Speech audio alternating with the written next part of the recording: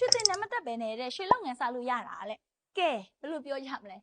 တချို့ကတော့မရဘူးဆိုပြီးတော့ပြောလိုက်ပဲတချို့ကတော့ရပါတယ်ရနေတဲ့သူတွေလည်းအများကြီးရှိပါတယ်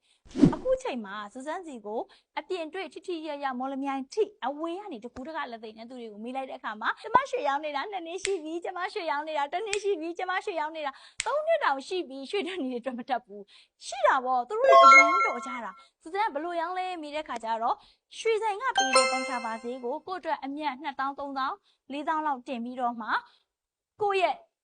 ကိုနေတဲ့နိုင်ငံမှာရှိတဲ့ဖက်စေးလားရန်စေးလားယွန်းစေးလားစသည်ဖြင့်ဒါလေးနဲ့ရောင်းနေကြတာဖြစ်ပါတယ်။မှာပြည်မှာဆိုလို့ရှိရင်လေစူဇန်တို့ဘောင်းချာကိုကြည့်ပြီးတော့မှကျမကိုအမျက်လေး4000လောက်ပေးဒါလေးယူသွားပုံစံမျိုးနဲ့ရောင်းနေကြတဲ့သူတွေလည်းရှိပါတယ်။အရန်ကိုမှတော်ကြတယ်ဒါပေမဲ့သူတို့တွေဒီရွှေတက်နေတက်တဲ့အခါမှာရွှေတဲ့တစ်ခုရဲ့အမျက်ဒီ Oh my god အကျိုးအမြတ်ဒီလောက်ရှိတာလားပြန်ရောင်းရင်ရောအကျိုးမြတ်ဒီလောက်ရှိတာလားအဝယ်လက်ခံရင်ရောတမချအောင်ဘလို့ဝယ်ရမလဲ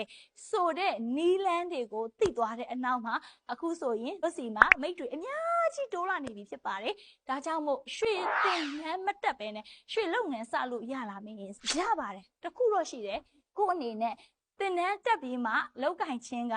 ပို့ပြီးတော့မှထိရောက်စေပါတယ်ပို့ပြီးတော့မှကို့အတွက်တိကျတဲ့ရွှေချင်းရော့အတွက်ရွှေစီပမာဏကိုတိတိကျကျကျွမ်းကျင်ချင်းတက်ပြီးမှဆိုရင်ရွှေဝယ်တဲ့သူတွေလည်းမနှင်းနာသလိုကို့အတွက်လည်းနှင်းနာမှာမဟုတ်ပါဘူးဒါကြောင့်မို့ပြောရမယ်ဆိုရင်ရွှေတင်တန်းမတက်ပဲ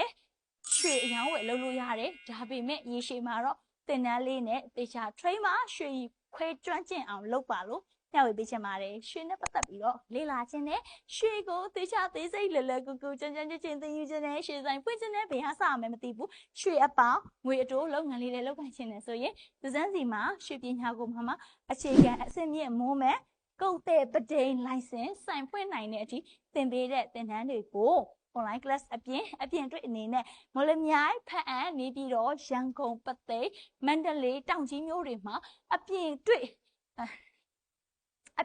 အနီးကပ်သင်ပေးနေပြီဖြစ်တဲ့အခါကြောင့်မို့ထိထိရောက်လေးသင်ယူခြင်းနဲ့ဆိုရင်ထိထိရောက်လေးနဲ့လူအများကြီးမသင်ချင်ဘူးစစရဲ့ class တစ်ခုမှာဆိုရင်15ရောင်နဲ့အယောက်20ဝန်းကျင်သာလက်ခံတာဖြစ်တဲ့အခါကြောင့်မို့အများကြီးကြားထဲမှာရမှာစိတ်ပူမရမှာကိုစိတ်ပူစရာမလိုပဲထိထိရောက်လေးလာ join လို့ရပါတယ်ဒီလူတွေကမ်းလှမ်းထားတာမို့တကယ်လို့လူကြီးပြေးသွားပြီဆိုရင်နောက်တစ်ခေါက်မှပြန်ပြီးတော့ချိန်ပါတယ်ကျေးဇူးပါ